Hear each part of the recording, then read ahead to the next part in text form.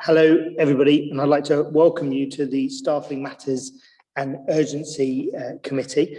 All the councillors that should be attending are here, so welcome, and we have no apologies to declare. And equally, I welcome anybody watching the meeting from home or after the meeting has been uploaded.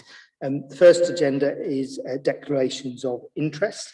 So this is an opportunity for members to declare any additional interest. So I'll just give a couple of seconds in case anybody wanted to declare anything. So I can't see any, so no additional interest to declare. And that then takes us to agenda item 2, which is the exclusion of the press and public. And we do have Annex A to agenda item 10 and 11 on the grounds that they contain information relating to individuals and the financial affairs of particular persons, and that information is classified as exempt under paragraphs 1, 2 and 3 of Schedule 12A to Section 100A of the Local Government Act 1972. But we will do all the other agenda items first before moving to those 2 items at the end of the meeting to make sure as many agenda items are in public as possible.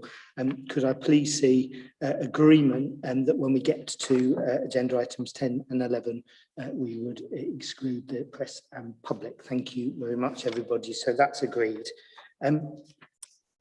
Agenda item 3 is the minutes of the previous meeting that are set out on pages 1 to 4. Again, I'll just give a couple of seconds in case anybody wanted to raise any questions from the minutes. If not, if I could ask those that are happy for us to sign the minutes as a correct record, and either a nod or a hand up will do, as I can see you all in person without looking at a screen. So thank you very much. So the majority has agreed that we can sign off the minutes of the previous meeting. That takes us straight through to agenda item 4, which is public participation. We don't have any members of the public registered for today's meeting. I will just check with Robert. No, that is the case. That's great. Thank you very much. So therefore, we move straight on to agenda item 5, which is an update on progress towards the new corporate leadership group. It's set out between pages 5 and 10, and I'm going to ask Claire to introduce the paper for us. Thank you. Oh, thank you. Item 5, agenda item 5, is a report back to the committee on the progress to implement the new corporate leadership group, the CLG. You'll recall that the committee agreed the restructure last December. So really this is by way of updating you in terms of the posts that have been filled and where we're up to with that restructure. You'll see from the report that we have appointed successfully to 3 of the director posts. 3 posts were still vacant at the point of writing this report. Director of Safeguarding and Commissioning and Prevention Policy and Strategy, as outlined in point 5. We have since been able to offer posts, so 2 internal candidates have been appointed. They commenced in position on the 1st of June. We've still got the commissioning and prevention role in People Directorate, just to conclude in terms of pre-employment checks, and therefore that post hold hasn't been announced as yet, but that's imminent. And just by way of noting, if you look on consultation, point 13, just there's a word missing there.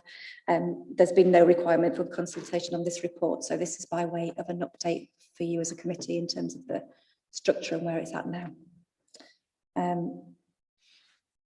That's really all I've got to update. If there's any questions at this stage, I'll take those. Thank you very much. So we're being asked to note this report, but as Claire said, I'm happy to take any questions if anybody has any at this stage. I can't see any. So therefore, if we're happy to note the report, thank you very much. And that then will take us straight on to agenda item 6, which is the appointment of a subcommittee to appoint a new Assistant Director of Adult Social Care. And back to Claire. Thank you. So this flows from the previous report. So you'll note that Michael Melvin, previous Assistant Director, was appointed the Director of Safeguarding post recently, and this report requests the appointment to what was his substantive post. We would need to seek your approval to appoint a subcommittee. because of course it's a chief officer appointment, and that's down to elected members to make that appointment. I mean, it's a repeat really in terms of the timelines. You will have had a Staffing Matters and Urgency Committee report in November last year. Michael took up post as per the previous report of the 1st of June, and there's a separate conversation happening about the appointment to interim cover for that post. But this is really to go ahead with recruiting to it on a permanent basis. You'll see attached all of the remuneration and job descriptions. And we have started to process the recruitment on the basis that we hope that this would be approved. If it isn't, we would obviously put a halt to that. It's because it's down to you as committee to give us the go-ahead to appoint. Thank you. Thank you very much for that. And similarly, happy to open this paper for any questions. If not, we've got the recommendations in front of us, which are to approve the filling of the post and package, and the recruitment agency be engaged to support the selection process, and that an appointment subcommittee be authorised to conduct the final interviews and then make an offer subject to the necessary employment procedures. Yeah. So without any questions, if I could just check that everybody are happy with those recommendations. So I can see nods from everybody. Thank you very much. So those recommendations on page 14 are agreed. Thank you. And that then takes us on to agenda item 7, which is the workforce profile. And this is set out on pages 33 to 44. And back to Claire. Thank you. So I believe that this is a report that you get on a regular basis, the workforce profile information. It's a combination of information that comes through the HR teams and Ian Cunningham's business intelligence team. The information that you receive, that you see in front of you today, is available on our open data platform. That's on Appendix 1. Main bits really to draw your attention to is a lot of the structural changes that have been going on have not featured in this paper. So if you look at under the analysis on point 5, the next report you will see the structures as they are now. Just takes a while for things to catch up a little bit. So you can see some comparator information in the next report. We have had less staff movement over the last year, which I think we probably expect due to the pandemic. We haven't had a great deal of movement in or out of the organisation, but you'll note that the number of leavers has increased. That was down to a cheaper transfer out of the organisation in Haxby Hall. Our sickness absence figures, if you've had a chance to have a look at the paperwork, our figures have fallen, which is not out of sync with other local authorities over the last 12 months. But we'll continue to have an increase. We'll continue to increase our focus on staff support and wellbeing, and we will continue to work with our Medigold provider, and for as long as we have those in place, to support staff with their wellbeing and look to continue to improve our attendance rates. There is nothing specific that I needed to pull out really, apart from what I've just talked you through. It's really, if you've got any questions that you'd like me to work through with you. Thank you very much for that. So happy to open up for any questions or comments. So I can see Councillor de Gorme first. Thank you.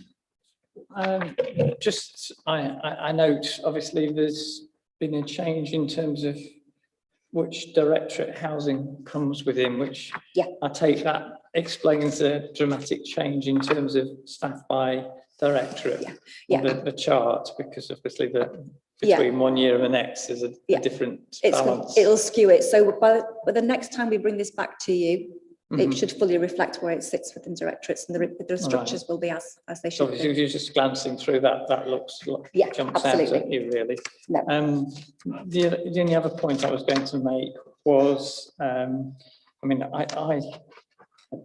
people around this table probably understand what TUPID means, but we we've spell that out. It's transfer of undertakings, isn't it? But yeah, it's just in terms of reports for No, the good point. general public. Yeah. It's worth Thank you. explaining that in a We'll little take bit that more back. detail. I'll take that back. It'll be in full. Okay. You're absolutely right. Yeah. Just a couple of questions for me, which might be more a request to bring a bit more information to the next time that we consider the workforce profile. The covering report talks about an increase in work with York placements, and then obviously talks about the lateral flow testing sites. So my assumption from looking at page 42 is that's where you're seeing the health, housing and adult social care increase. Yeah. The numbers fluctuate a little bit more overall through the years, but I'd be interested in getting a little bit more of an analysis back on those assignments and actually breaking it down. For example, most people would expect people like adult learning tutors are always going to be on hourly rates through Work with York. Yeah. But obviously keen to avoid, where possible, those long-term assignments. So those jobs creeping, unless absolutely necessary, over 12 months, which I can see actually is gradually coming down over the last 4 years, but just to keep an eye on that and on a focus on that. So whether you've got any comments, but if you could ask Trudy to almost give us an extra couple of paragraphs just to break some of that down. Absolutely. Next time. I think we've already started that work already, so we'll bring that back, no problem. Yeah. Great. Thank you very much. Councillor Kilbane. No, thanks, Chair. So sorry, just to be clear then, on page 38, we have a swap basically of about 300 people between economy in place and health and housing, adult social care in that 1.1 staff headcount. Economy in place go up 300 and health and housing go down about 300. Is that?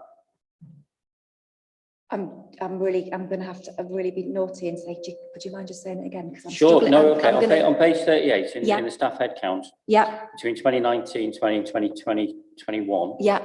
So we've got an economy in place. We've got 497 people. Yes. And then 794 the following year, and then we've got 825 down to 505. But is that to do with the realignment of yes, it is. housing? It is. Yeah, the same numbers. We've just shifted them around. So when you look at the next report, you should absolutely see where they should be sitting. The only levers we've had really is through the cheaper transfer out. So it's just moving the jigsaw puzzle pieces around, not that we've got any massive movements in or out.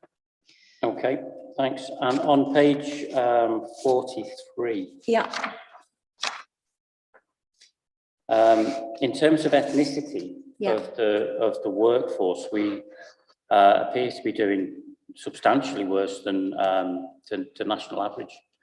Is there any particular reason for that? No, but we've got our eye on it. We are out of York is out of sync completely, so we're acutely aware of the need to get that balance right. Okay, and also it might be worth, just in terms of also on page 43, sexual orientation and disability, it might be worth putting the national averages in there too, just so that we've got something to compare it to, because 3.4% non-heterosexual, well, 3.8% in 2021 non-heterosexual just seems very small number to me. So it'd be good to have something to compare that to, similarly with people who are declaring disabled. Yeah, it's around declaration as well, isn't it? About how we encourage people to do that so we can collect the data. If people are worried about declaring, then we've got another issue somewhere else, haven't we? So, okay. No, I'll take that back. Thank you, Councillor Payne. Okay, that's it for me. Thanks.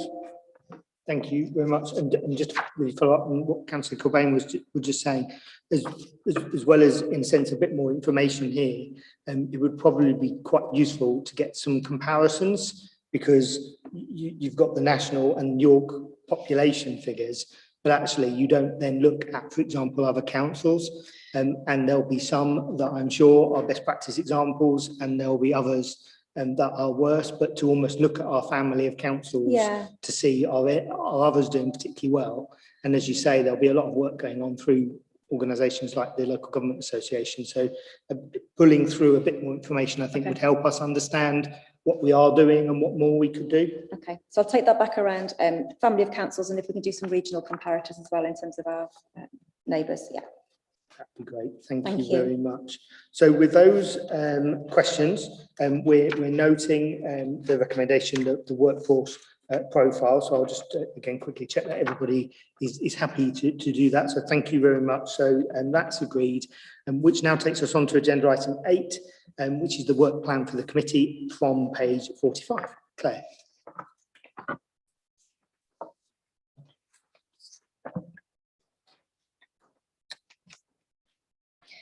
Okay, I'm making the assumption that this is something you just worked through as a matter of your forward plan. I have missed that page entirely. That's okay. I could say what Trudy normally says, which is that this is the standard work plan for the committee. And obviously you can see that this meeting includes both the agenda items for this meeting and also our previous meeting that was cancelled and amalgamated into this one. And Okay. what Trudy hasn't yet done is then add the recurring agenda items through the year. So if when you go back, if you could just feed back to Trudy, things like the workforce profile, equality data, corporate leadership group updates just need to be added, where, you know, whether it's quarterly or when she thinks that they need to come back. No problem. To make sure that happens. Yeah, because the next meeting you've got the new item of settlement agreements, haven't you, for the 19th of July for noting? That's the first time you will have had those. Yes. Yeah. And so with that sort of note, that we'll ask Trudy to sort of flesh out the work plan for the next meeting, and we're only being asked to note that today. So thank you all very much. Thanks. That then goes on to agenda item 9, which is urgent business. I'm not aware of any. I'll just check with Robert that he isn't either. So there's no urgent business for today. Earlier in the meeting, we agreed the exclusion of press and public for agenda items 10 and 11. So thank you all for coming, and thank you those at home for listening. But we'll now end this part of the meeting. Thank you.